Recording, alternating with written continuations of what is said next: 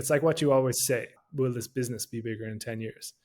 It's tough to get away from like a very resounding yes. You're on the money. I mean, like, this is the truth. I mean, stock investing is really reduced to the outcome is going to be 1 or 0. It's binary. Is your call going to be right or wrong? And the call really for long-term investors is, will it be way bigger in 10 years? The business as a whole is a fortress.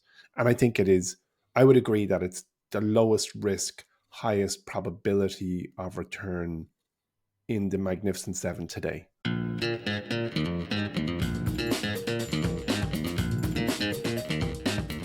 Every week, I'm delighted to see more people join Stock Club, especially because we've set a goal to double our podcast audience by the end of 2025.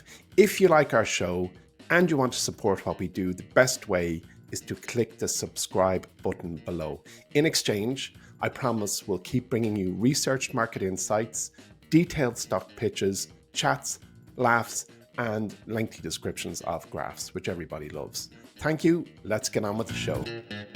Emmet, how are we getting on? Hey, Michael, how are things in France? Things are all good now. Before we get into the show, I just want to do our ad read. So this podcast is actually sponsored by Profit, which is MyWallSt. It's our breakthrough new investing solution. It's gone through over 16 years of rigorous testing.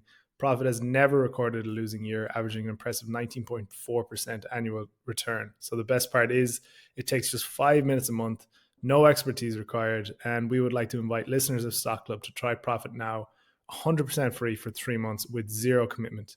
The link is in the description, or just go to useprofit.com to start now and experience it for yourself. Okay, do you want to start the show off or? Yeah, and actually, Mike, I know that beautiful ad read you just did was spot on, but I just want to say something about Profit for just 10 seconds. Profit 2.0 is in build, as you know, and I advise people to just take advantage of 3 free months right now today. It is 100% free. There's no hooks. You have nothing to lose. If you don't like it, just kill it. So yeah, Profit is, I wouldn't be surprised if we get to a point, MyWallSt gets to a point that, with the exception of Horizon, we're all in on Profit. So that's all I'll say. So I'd get in while it's hot, folks. Trust me. Brilliant. And Okay. the best part about it is 3 months. You can try it, figure it out if it's for you or not, and if it isn't, no love lost. Exactly. Turn to your wife, husband, partner, or best friend. Get rid of that Profit thing. I don't like it. 2.5 months they can stick it, but just try it, because I think you will like it. And if you just look at the data, and indeed if you could see what's to come, I think you'll want to at least be in there. So give it a lash. Brilliant.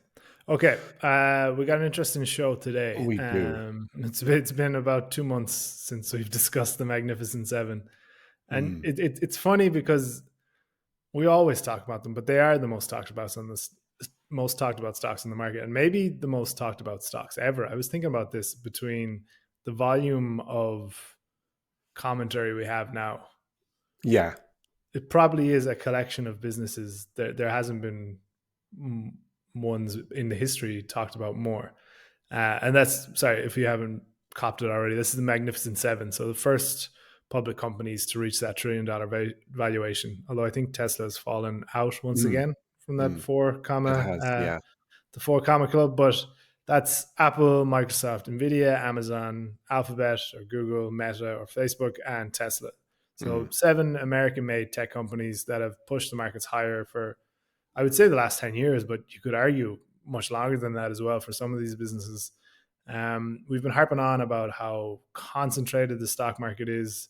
Roughly a third of the S&P 500's market cap is concentrated in just those names, which has actually come down a bit in this downturn as well, which shows just how focused it's been on just 7 businesses.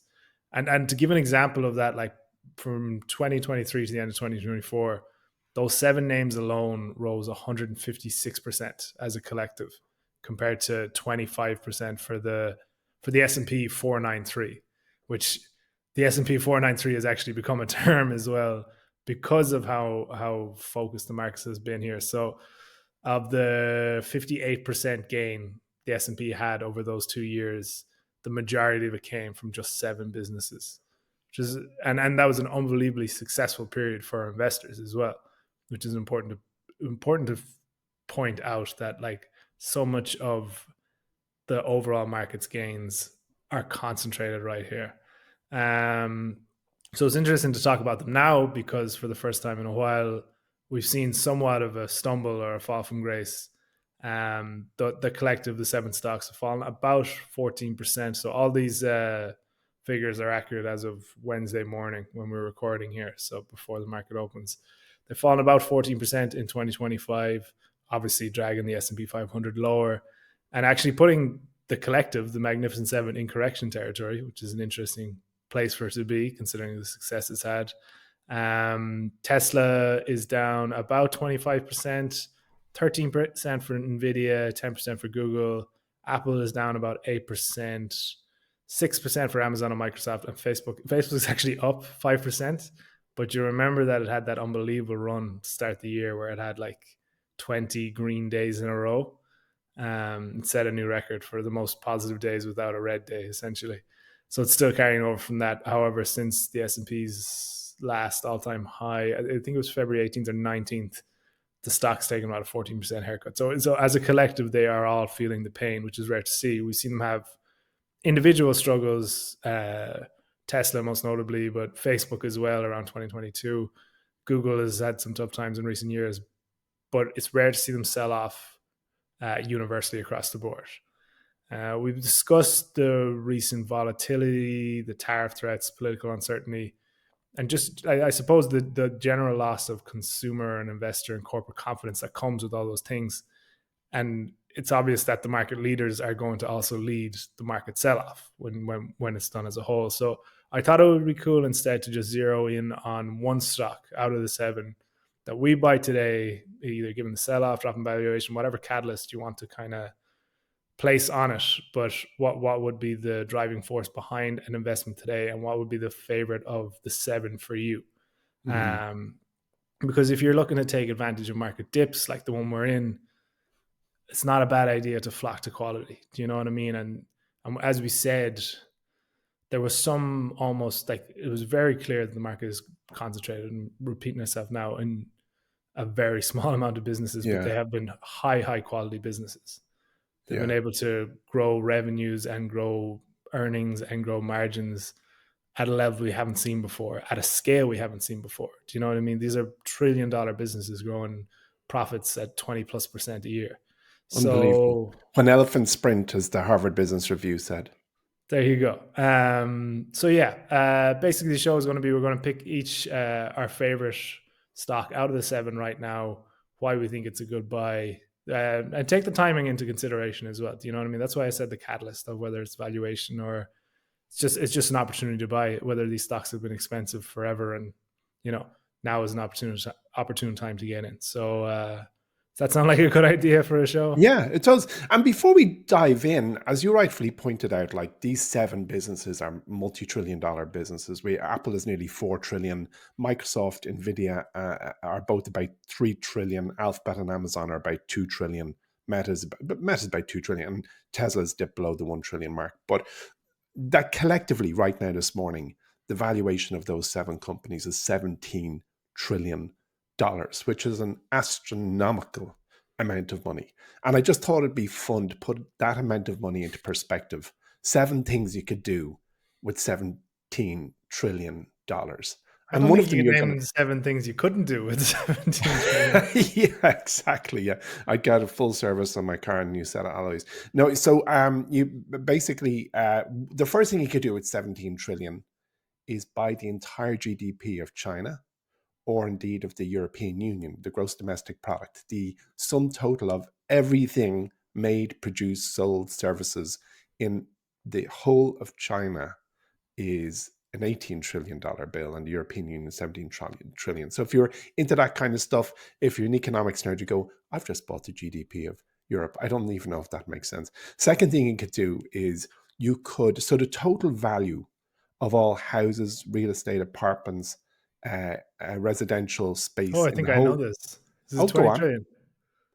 Actually, how the heck? No, it's about 45 to 50 Okay, so trillion. never mind. Sorry. Yeah, you could buy about 35% of every home in America with 17 trillion.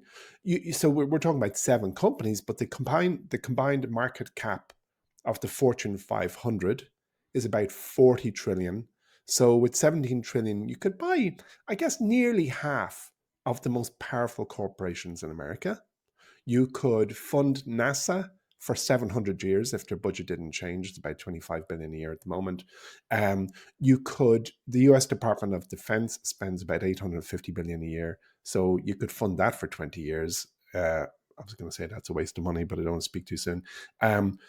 Here's the one I think you'd like. You could purchase every single major sports team. Everything. I don't mean just NFL. I mean NFL, NBA, MLB, NHL, EPL, La Liga, everything several times over. So all of the sports teams. Who's your soccer team? Do you have one? Arsenal for my I should sins, have yeah. known that. Oh, interesting. Yeah. Yeah. Throw it in there. Get him in. Get him on the bus. Arsenal, we bought you. Manu for John Tyrrell. Got on the bus. We got you. Most Arsenal is Liverpool or Manu. Get on the bus. We have it. We bought you. So anyway, so you could do that. And then finally, before we just kind of try and put our heads around what is 17 trillion, we could write a check for everyone in America. That's 330 million people for $53,000. Here you go. 53 grand. You're welcome. So we're talking about these magnificent seven have, and the reason I kind of go through that little diatribe is because we hear big numbers. Oh, it's the 4 comma club, the 3 comma. Big numbers are very hard for human beings to grasp. We deal in tens, dozens, hundreds, thousands, and millions, and we get a million as a thousand. But beyond that, the absolute nature of that amount of money is beyond us. We just hear the number. I remember, honestly, when I started my Wall Street, saying to someone, I don't think we'll ever see $1 trillion business in my life. That was only 10 years ago. Now we're talking about multiple multi-trillion dollar businesses.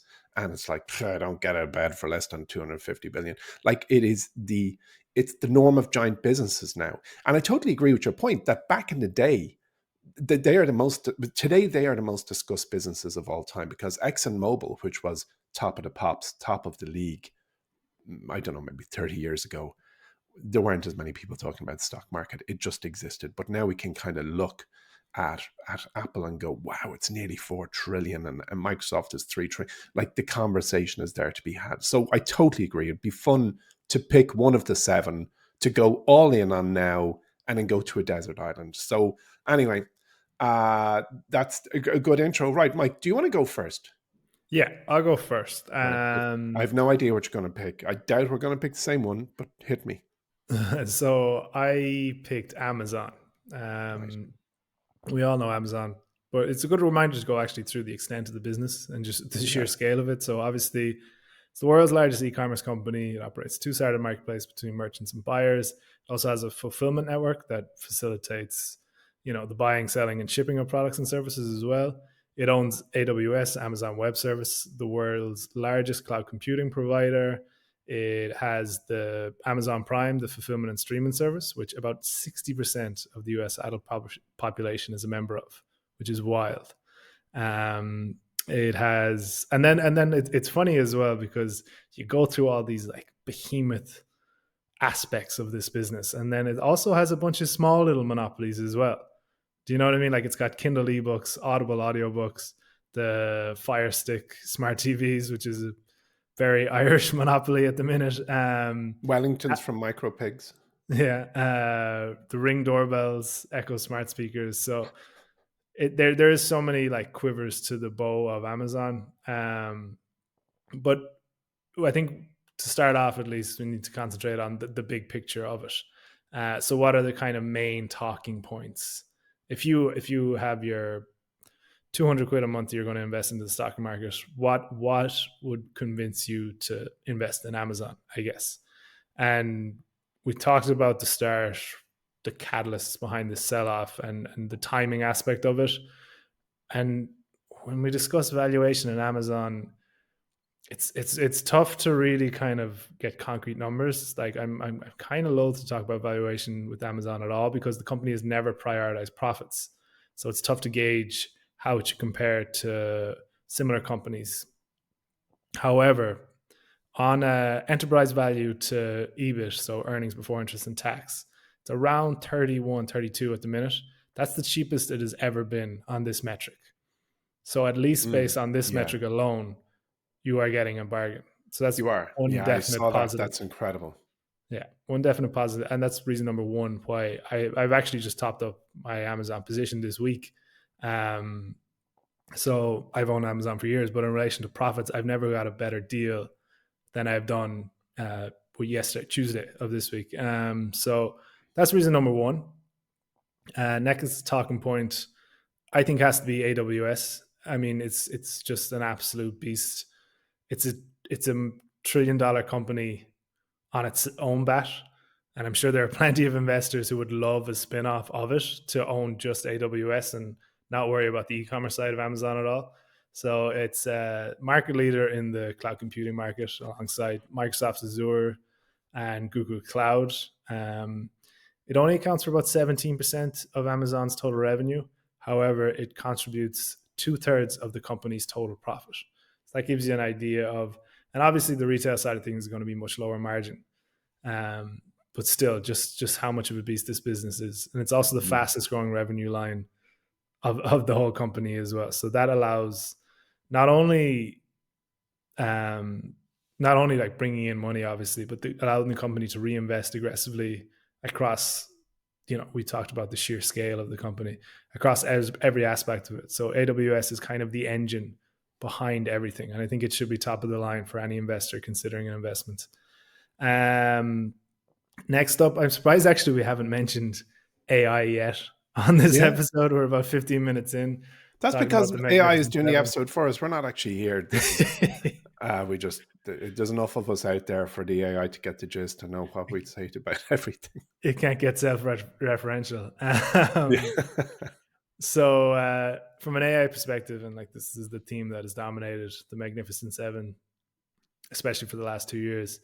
So Amazon's got a minority stake in Anthropic, which owns the large language model Claude, Oh which yeah, is, which is essentially its answer to OpenAI. yeah. So it's one of a few big players in the space. So Amazon, yeah, it's not making as many headlines, probably because, say, with Google, we see a direct threat in terms of generative AI to search. Whereas with Amazon, we don't see like immediate threat to its business with the introduction of AI. But it's still very much in the AI race through its investment with Anthropic and through its own initiatives. And obviously, then AWS is a major player in the hardware and infrastructure side of that industry as well. So it provides a computing power that will kind of fuel this mad dash to AI supremacy that everyone has just jumped on the bandwagon of. And on top of this is really interesting. It probably hasn't gotten a lot of headlines, but Amazon is also developing its own AI chip. It's called Trainium. And Mm, it's aiming to be a cheaper alternative to Nvidia as well. So that's just another like small aspect, and obviously it doesn't have the scale of that at all. But it's just mm. another small aspect that you realize, oh, Amazon is firmly in the middle of everything here, and Oh maybe yeah. doesn't talk about it as much. No advisor was ever fired for buying Amazon. Like no investor was, or professional investor was ever fired for buying Amazon. It is such a stable business. Can I tell you a little Amazon story, just as a little commercial break, just to give Of you a brain? course. 23 years ago, I was in Australia with my then girlfriend, my now wife, and we were in a town called Port Douglas, which is a very beautiful place. Well, it was then anyway. And we went down to a beach, and I had my backpack packed full of stock and advice newsletters, total nerd. And we found a nice little brook or whatever you call it down by the sea, and we lay by the mini river running into the sea and set it out. I remember it so clearly, and I took these newsletters out and I laid there on a deserted beach. I think it's called 7 Mile Beach. It is just I have such fond recollection of the place. And I was reading, and there was a newsletter by David Gardner, the co-founder of the Motley Fool, my now very good friend David Gardner, and in it he said, "Buy Amazon," and he made a case for this online bookshop. And I remember turning to my girlfriend wife and saying, "Can you believe this guy has just recommended a $26 billion bookshop?" and I thought it was crackers. And I remember he also said in that missive, buy it and just never sell. Imagine. Like, I mean, that heaven knows how much it's gone up since 20. Yeah, But what is it today? hundred A bagger hundred later. bagger. Well, Look, no, that it's lad threw 100 baggers over his shoulder like a yeah, fisherman. Honestly, it was unbelievable. but it is funny as well because think of how many you were bringing flipping newsletters to a beach. Think of how Yeah, many recommendations you read, and you remember the ones you missed, obviously. yeah, big time. I But remember you the other know, one on the exact same. Like, so actually, I'm a bit autistic savant when it comes to what I've read about the stock market. I think I remember everything I've ever read about it, which is weird because I read on it every day. So when I encounter something like, damn, I missed that, or kind of like, yeah, I called that before everyone else. I have this just because I guess it's your brain gravitates to your interests. It's a bit like you can probably remember Arsenal goals that everyone else has forgotten. so Sylvan Wiltord sliding it under Brahmi Barthez. It's a famous one. There aren't that many Okay. to remember. I'm only messing. Just continue. Back to Amazon. So, one aspect as well that I think is really interesting is that Amazon has like quietly become one of the biggest digital advertising companies in the world. So, Really? how much do you think Amazon made from ads in 2024 All right. Now you've put me on the spot because I didn't even know they did ads. Is that ads embedded inside the Amazon inside website? inside the e-commerce platform? Oh, so when you see sponsored by, you're looking Yeah. for a stapler and you see one at the top. Oh, how did they make um four? No, does it begin with a seven? I have no idea, Mike. Don't put me on the spot. 56 billion quid. Oh, come on. Yeah. I was gonna guess about 4 billion, but I was like, no, that couldn't be that much. So it's quietly become the third largest digital advertising platform in the world. And I know it makes up a sliver of, say, the overall pie. But then again, Amazon is the largest company by revenue in the US. So it is high margin, low effort revenue. And it's a perfect complement to, say, the low margin retail segment, which is the opposite. It's like low margin, high effort, essentially. And it's also growing much faster as well. So it's a really important aspect of the total e commerce platform, we'll say. And it's something I would love to see in, I've mentioned this a few times, in Airbnb as well, where you have such a dominant marketplace. It seems from the outside, anyways, a very easy add on. Yeah. Do you Yeah. know what I mean? And I just think it's probably not talked about enough because people concentrate on the big picture items, but it's grown into a really, really, really strong line item. So I thought I'd tack that on. And then, yeah, just a few tidbits kind of around CapEx, obviously, is going to be a big one with investors. It's committed to spending hundreds of billions of dollars on its AI plans. And people are going to want to see some ROI on that sooner rather than later. And which could be the crux that brings maybe some short-term pain. Do you know how there's Mm, always this one catalyst investors focus in on as yeah. the kind of That as number. the reason for, Yeah. say, a sell-off, and it's obvious when you're looking back, and maybe that is okay, we've had these seven businesses that have committed hundreds of billions, maybe even, no, not trillions, hundreds of billions collectively towards capex and AI, and the ROI isn't immediately evident, and maybe that is the kind of the straw that breaks the camel's back for people just wanting to take in profits. A Mm, lot of people mm. have written these from 10 to 100 billion to $1 trillion status. Like, it's just, we need to take into context the sell off now with how good it was up to this. Even Yeah. going back, I know 2022 was an awful year, but if you zoom out, like going back to 2009, the stock market has been on an unbelievable run, and it's powered by a few of these businesses. Oh, it is. Yeah. So, there's always going to be a reason for people taking profits, and it seems obvious in hindsight, and it's just not that simple. I think this could be the kind of the brush used to flagellate big tech. But on that, so its operating margin has improved to 11% last year from 2.6% in 2022. But averaged about 5 to 6% across the 2010s. So Mm. this extra profit and this extra, I suppose, almost leeway management has to work with it, because I think that's how they see it. And this isn't the best for investors. It's not, but do you know what I mean? Like, investors want to see a return of value. Essentially, and it doesn't always have to be this case, and not for growth stocks, but classically, investors would see a return of value in extra profits in form of dividends or buybacks. That's not the case with Amazon. That's not how this company is built. It's inherent in its culture to reinvest heavily in the business rather than distribute value.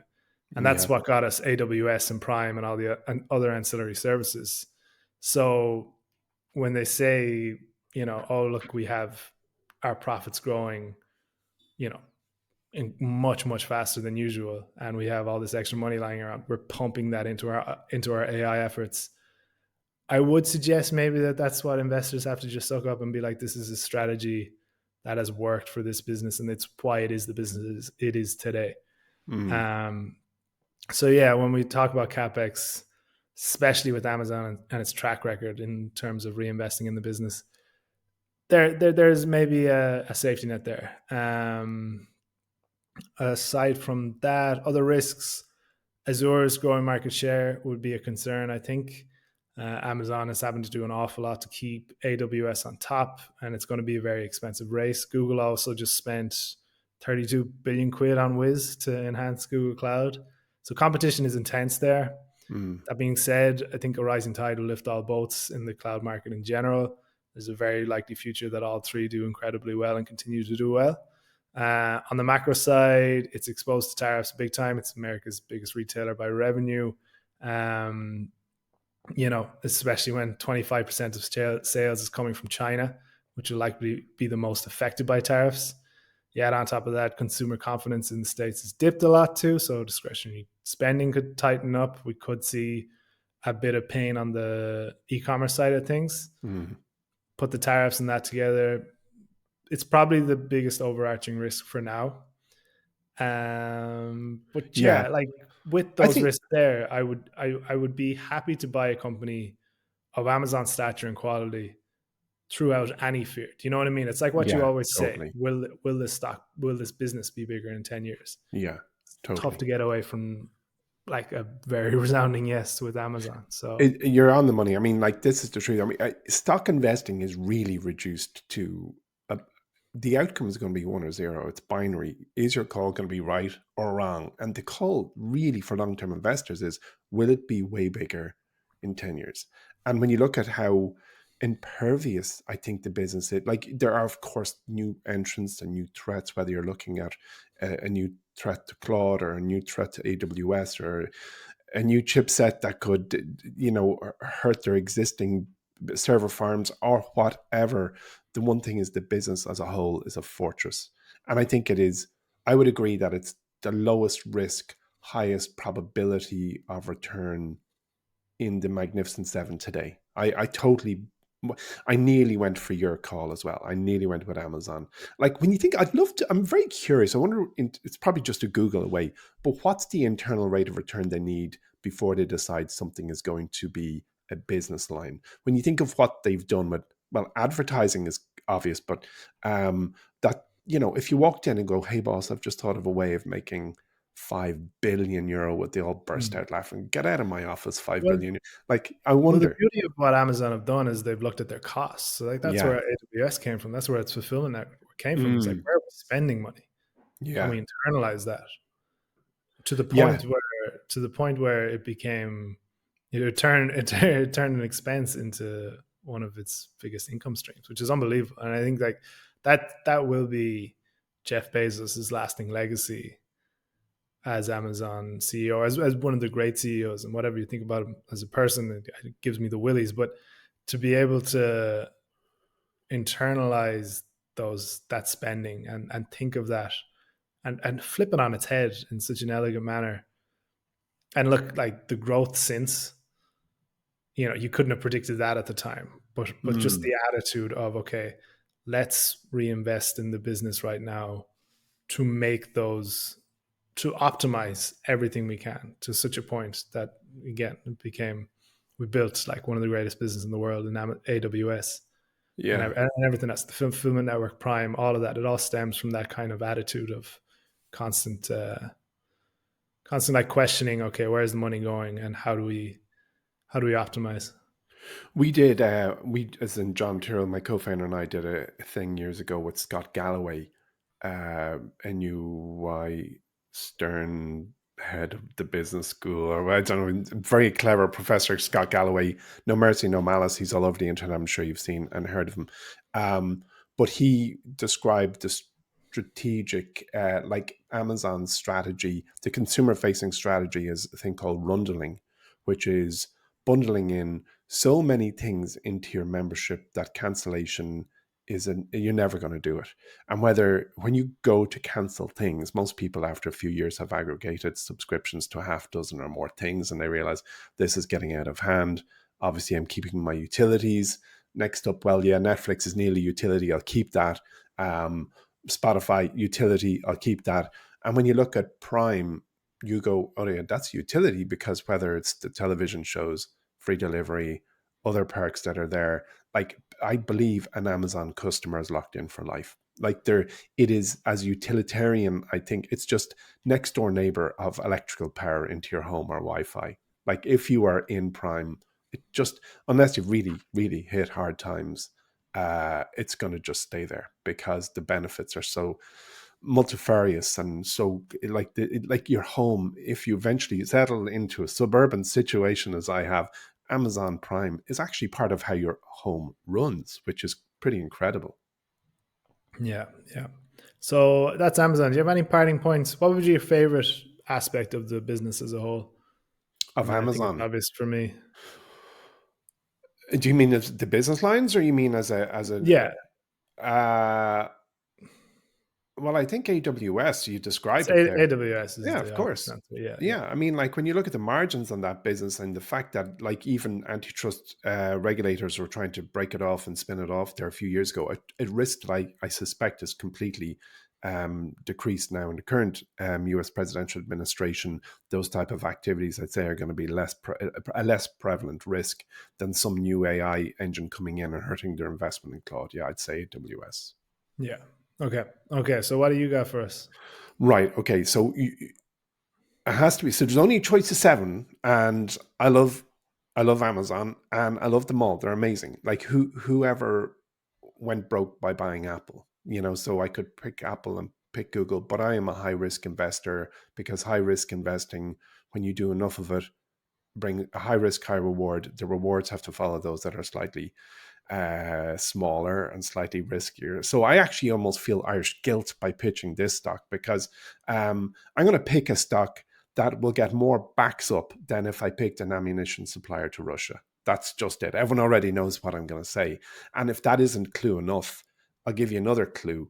A Pew Research Center survey said that 54% of US adults have an unfavorable view of its founder, with Democrats expressing more negative sentiments. So that's a double hint. Everyone knows where I'm going.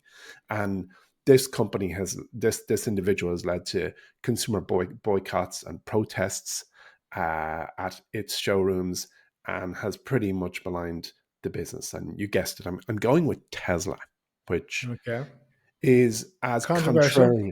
contrarian. And I suppose I should start by saying I saw a video this morning of Bob Geldof, who every Irish person knows, and I'm sure some of our American listeners will know. But Saint Bob, Bob Geldof was on, it was a TikTok or maybe it was YouTube, just saying, I urge every young person to boycott everything that Musk does. And I think Bob Geldof, nobody likes going against him. He's brilliant. He's one of the greatest Irishmen that ever lived. And I was like, He's okay. oh, yeah. But he does anger with eloquence. I think you describe Bob Geldof. His trademark is eloquent anger, and he does it very well because he's hyper intelligent and a good person. But anyway, I read or saw that video just before we went live on this. I was like, oh, I think I'm going to pitch Tesla. And I know people are going to go, no, you're wrong, Savage. You're wrong. He's an evil man. Look, in this home, my home, we boycotted We decided to boycott Tesla a couple of years ago. That's the royal we, where my wife said, I am never buying anything from Tesla ever again. And, she has 51% of the votes in this home. So I'm like, yeah, me neither. So I want to start by saying, I don't like Elon Musk. I don't like not as much what he's doing, but how he does it. There's a way to do things, and the idea is one thing, but the implementation is another. So let me just put that up front. But if we are here to pick winning investments, I'd like to build out a case for Tesla today. And I think Elon Musk is probably the most discussed person on this podcast for a start for at least the last 3-4 years, because the stream of news and about the man has never stopped. There's weeks where we've had to force ourselves not to talk about him, because way before he got involved in US politics and Doge and all that kind of stuff, he was pumping stories out to the world, or stories were being pumped out to the world at a pace that was just unbelievable. And they were very often the biggest stories. So very often we had to skip just so we didn't become an Elon Musk podcast. And I guess he's now the second most discussed person in America since November, after President Trump. So everybody has a view. So let me set the scene. I'm going to start by looking in the Tesla rear view mirror for a moment. And we know about 2024 reported revenues of $97.7 billion. So let's just say it did revenue of about $100 billion, which was a meager 1% increase from the previous year, which is the same as nothing. There was no growth in Tesla in 2024. And when you look at China's BYD, it surpassed Tesla. I think its revenues were 107 billion in the same period. And this is the company that Elon Musk lampooned and snorted at ages ago. He kind of belittled BYD ages and ages ago about anyway, I can't remember. I can't quote it properly, so I won't quote it all, but he did lampoon BYD. And then, so its vehicle sales are facing serious challenges, as if that's breaking news to anyone. Everyone knows that. 6% decline in automotive revenues to 77 billion in 2024. And right now, today, That's what I was going to say. oh yeah, The Q1 2024. of this year is Oh, going to be it's going to bloodbath. be thumped even harder. No two ways about it. The next few quarters, if we're lucky, are going to be way worse. It is a bad, bad time to admire Tesla, because there's very little to admire. And when you look at, just for a moment, BYD's aggressive expansion and its technological advancements, they are amazing what they're doing. I personally don't like the design of their cars, but doesn't matter. An anecdote doesn't make data. They have these new super fast 1,000 kilowatt chargers. So it looks bleak. You might go, hold on, are you pitching Tesla, or are you telling us to dump Tesla? And Yeah. also, just while I'm in the basket of rubbish, sorry, go ahead, Mike. No. I was just going to say, I don't think you can make a Tesla pitch without Oh no.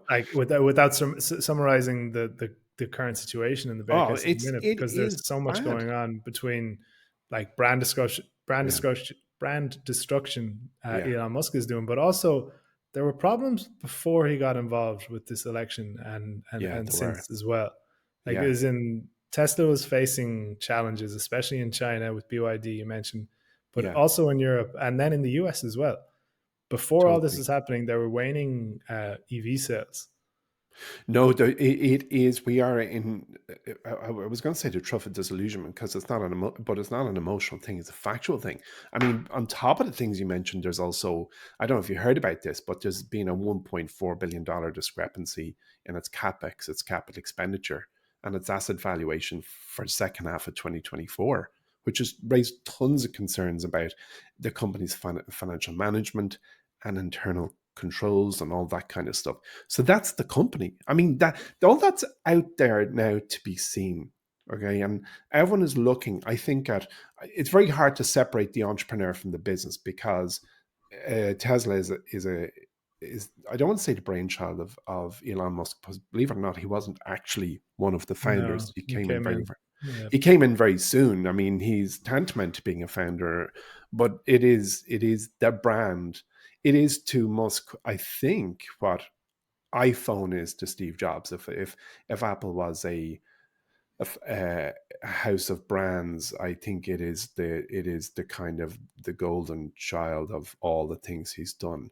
And it's so hard to say anything. I'm going to get on to the positive, by the way, but it's very hard to say anything positive other than about Musk, other than he's unique.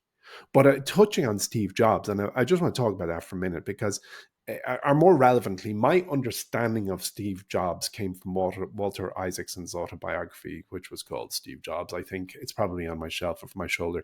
If my wife thought it was curated, if it's a good looking book, it might be over my shoulder. If it's not a good book, Match the aesthetic. yeah, exactly. It's a huge, big, it's a great big doorstop of a yoke, but it is forensic. Walter Isaacson doesn't write small books. He writes properly big tomes about historically significant people. So you got to take that this book was a very tight, small forensic representation of Steve Jobs.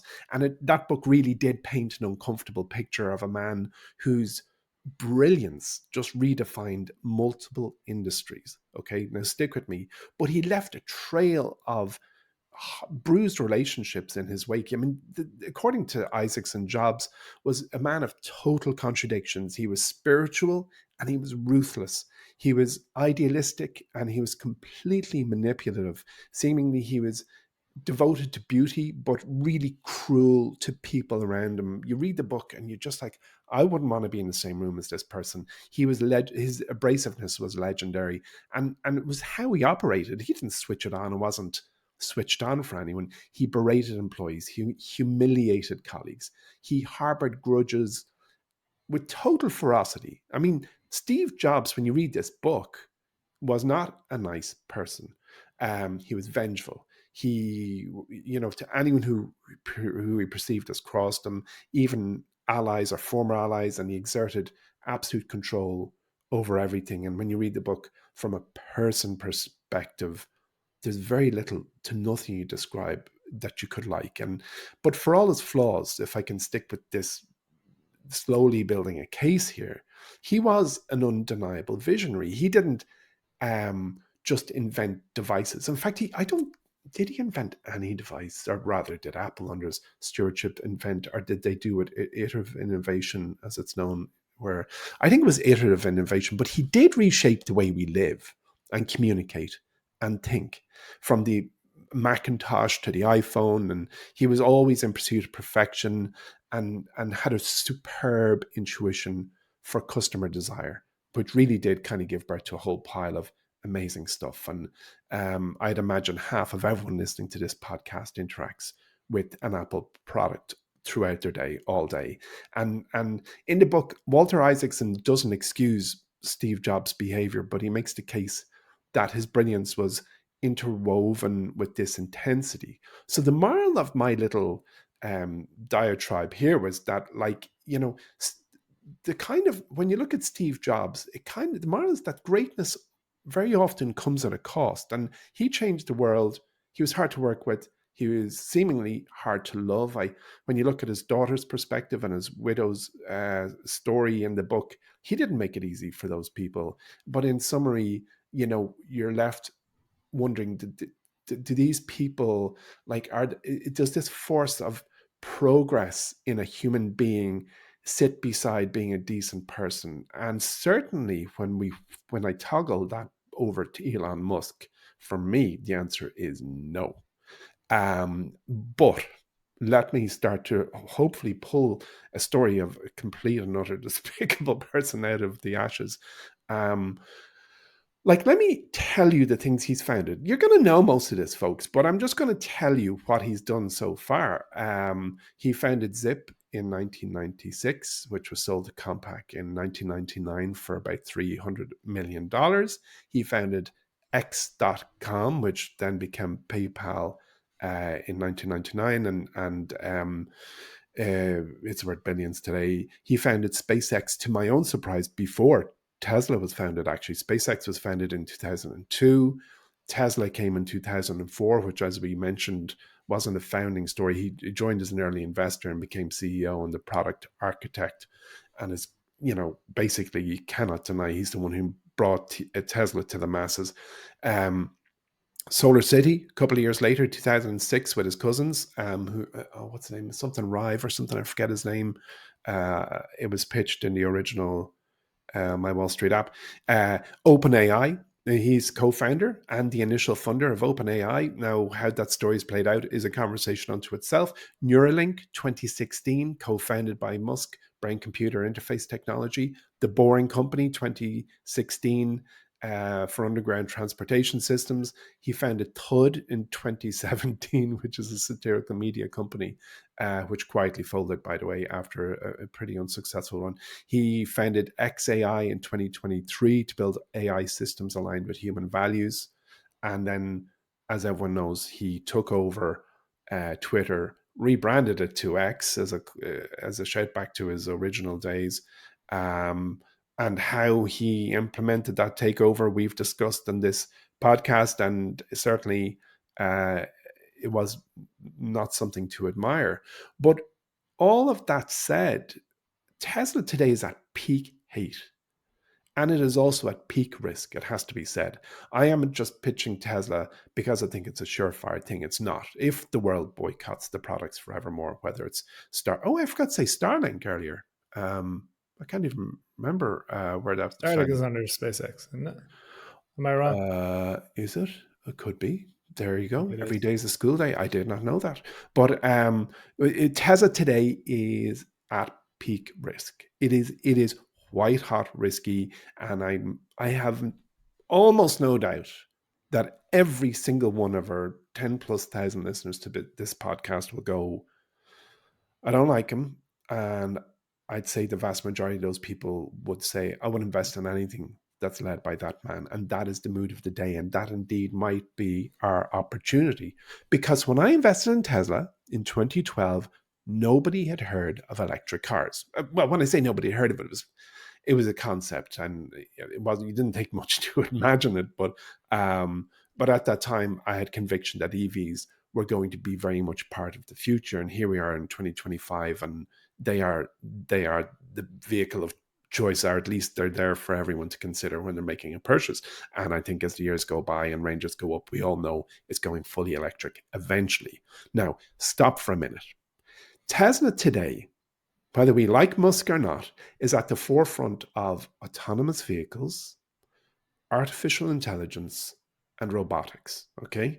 Now, those, do I have a full self-drive car myself? No, I don't. In fact, I don't. I don't think I've ever even been in a full self-drive car. Though I know plenty of people who were. My wife when she was in San Francisco, and my best friend when he was there. They're there. Have I benefited from AI? The other thing that Tesla is at the forefront of, yes, definitely, but it's still early days. And does anyone I know have an Optimus robot, a Tesla robot? No, nobody. Absolutely nobody. I saw uh, one of the Optimus robots in Tesla's Only Irish showroom. But do I think everyone in the developed world will own or benefit from these three things in the next 15 years? 100%. I have utter conviction that everyone in the developed world who's fortunate to live on this side of the line will benefit from autonomous vehicles, AI, and robotics. I have no doubt about that, just as I had very little doubt that someday EVs would be big. Tesla is at the forefront of a transformative shift in transportation and automation. In fact, I was watching Kathy Wood, um, founder and chief investor of ARK Invest, on television last night. I don't know what the show was. Some lad was interviewing her at a busy event, and she, with utter conviction, was saying that they have, with all their models, they are utterly convinced that when the Optimus robot is rolled out, that this is going to be a $5 trillion business. So, advancements in full self-driving technology, plans for robo taxis, humanoid robots, and pioneering the future of mobility and labor is not something to fully discount, despite Elon Musk being what he is. Now, let me just talk about full self drive for a moment as I just kind of try and bring this forward a little bit because I understand this is an uncomfortable pitch. It's uncomfortable for me to make it, but let me just keep going. Like it's FSD, the full self-drive technology that Tesla has achieved unreal milestones. Like we've discussed FSD on this podcast multiple times, and we have experts in our audience. Hello, Colin. I know you're an expert. Your uncle is. And these vehicles are equipped with the vehicles that Tesla has out there, equipped with the latest FSD technology. They're doing about 1 million miles of driving per day across the fleet, and this is imagine the amount of data that's being gathered by 1 million miles of driving a day on this fleet. It just basically accelerates the path towards fully autonomous driving. There's a conversation about FSD4 and FSD5, the incremental improvements that are due, where FSD5 theoretically means you can sit in the back seat and look out the back window if you want, kneel on the back seat and look out the back window because you've nothing to do. And there's a lot of arguments to be said that won't happen in our lifetime, but I am so sure when you think about learning when it's truly exponential. Now, the forthcoming Cybercab from Tesla is a two-passenger, I think it's a two-passenger electric vehicle. It's designed without a steering wheel or pedals, and Tesla's development of the Robovan is looking to provide this autonomous transport for larger groups or goods or whatever. And it is on the cusp of creating another new reality, just the way EVs were there. Beyond EVs, beyond autonomous driving, as I said, this Optimus robot is like, it's like a husband that does household chores and errands without complaining, which sounds like a bloody good investment. Like Optimus, put the bins out there and fix the shed, no problem. I'll be back in 10 minutes. Like, I think we all want an Optimus. We just haven't seen it yet. Like, this is their most significant product. And it's seemingly, according to those, including Musk, is going to surpass vehicle revenue by a long shot. And the company plans to produce thousands of these robots in the next few years, with projections of up to 1 million robots being out in the wild by 2027. Its AI is supported by Dojo, which is a supercomputer they have out in the back shed, and it's designed to process vast amounts of information and video from Tesla vehicles. I know I'm hopping all over the place with this pitch for Tesla, but let me say that the market potential for autonomous ride-hailing is face-meltingly big. Like, estimates are around $14 trillion in enterprise value by 2027. So when you consider Tesla's real-world driving data integrated with its hardware and software, you have to admit they at least have a chance, right? So I'm not saying that this is a business that will uphold your ethics or mine, but you got to say they're on the forefront of another wave of change. And change only becomes real in our minds when we see it. Like the day before you held the first iPhone or smartphone, if you're as old as I am, where you were looking at a Nokia one day and then somebody said, here, look at this. That's a switch inside your head. You realize nothing's going to be the same. I remember I was sitting in Kerry, and my brother-in-law, who works for Apple and used to work for Apple and was recruited by Steve Jobs, no less. We were sitting in a pub in Kerry, and he said, have you seen this? And he showed me the iPhone, and I went, oh, that's nice. And then he showed me the Stocks app. And I thought, I have never seen it. I would take my wallet. I want this no matter what. I want it. There's moments where you see a new technology and you don't need to be sold that it's going to be huge. When autonomous vehicles are truly out there, when a robot is available to you to take the mundane out of your life, you're going to really believe in it. So with all that said, challenges remain for Tesla, and that's to say the least. Regulatory hurdles, technological complexities, public perception of loudmouth himself, to say the least. That's the big one. And look, I don't have a crystal ball. I used to, but it seemed to fall downstairs and shatter a while ago. But I think I'm piecing it back together. I anticipate that Elon will need to extract himself from one of the two things, which is the American government or Tesla. I think he will need to. Whether he will, In the short term, I don't know. But the world has a short memory. It just does.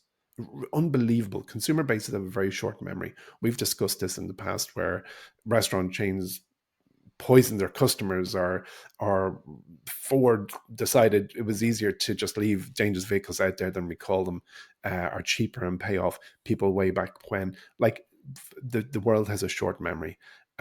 Nobody ever turned down a new iPhone because they heard Steve Jobs was a jerk.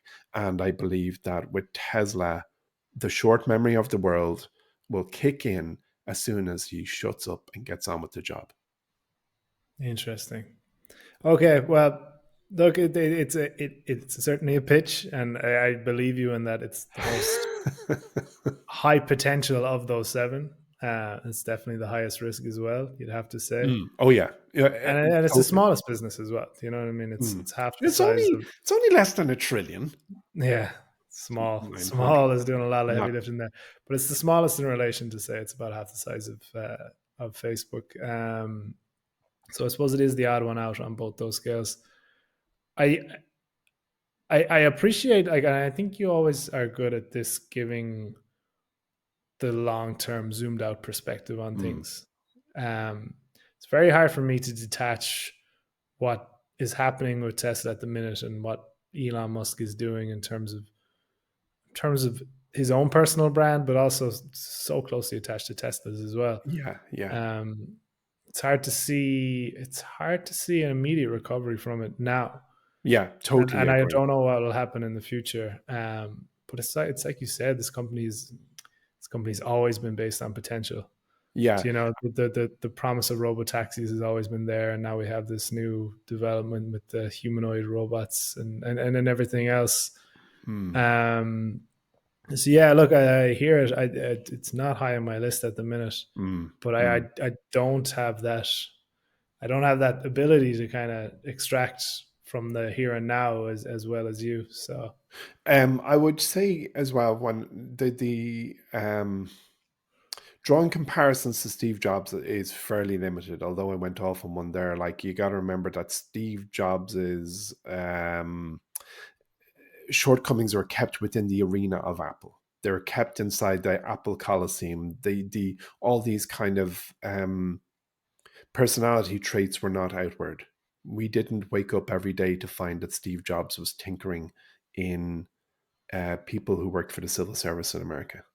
So yeah, there's a vast difference in the two characters. But what I was trying to go for was to illustrate the example that these geniuses, they can't be predicted, and they, or at least you can try and predict anything you want, but it's very hard to nail it.